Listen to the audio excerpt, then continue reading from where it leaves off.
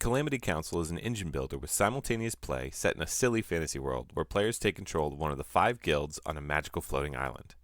Nobody seems to remember why or how they came to the island, but what everyone does know is that there's always some calamity coming to ruin everything.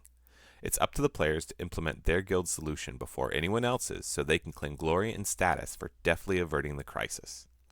The game features 2 to 5 players and lasts approximately 1 hour. Like many other engine builders, Calamity Council has a central market, where cards are gained by paying the required resources. However, instead of taking turns to purchase cards, each player in Calamity Council chooses their party's destination secretly, by playing a destination card face down over them. Then all players progress towards their goals simultaneously, by tipping up the progress dice on their parties by 1. When a progress die matches the destination die at the targeted location, that player reveals their intention. If no other parties were sent to that location, the player pays the required resources and gains the card. If another party was sent, the players blind bid additional tokens from their supply, with the winner gaining the card. Gained locations enter the stack of holdings to the left of a player's headquarter board. These represent everywhere in the floating city where your guild wields their influence. Whenever a white die is drawn from the bag as a destination die, all players perform a progress phase. From top left to bottom right, each player performs the action on each of their holdings with the production icon. When that is complete, they choose 2 of the actions available on their headquarters. The production of individual holding cards can be improved by placing a seal there.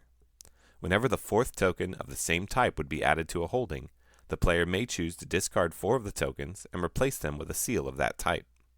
Seals may no longer be moved or spent as tokens, but they permanently increase the primary action of a holding, indicated by the number in the brackets, by 1. Holdings may have multiple seals on them, as long as they are each a different type. Building a whirring engine is great, but Calamity Council is won by the guild who is quickest implementing their solution to the calamity at hand. As a headquarter action, players may spend clue resources in order to research their chosen solution, choosing and placing either an asset or location card associated with their plan into play face down. This indicates a player's intentions for final scoring. With each card placed, the cost increases, as the citizens of the city begin to grow tired of the guild's waffling. However, the cost never changes to look at a card, so guilds that focus more on early game engine building may find it best to tailor their efforts towards someone else's scheme. Once a player has reached the points threshold needed for their plan, by gaining 1 point for owning assets of their chosen type, and 3 points for owning locations of their chosen type, they may choose the solve option on the headquarter board. If they are the only guild to choose the solve option, or if they are the guild that has the most points, they win the game.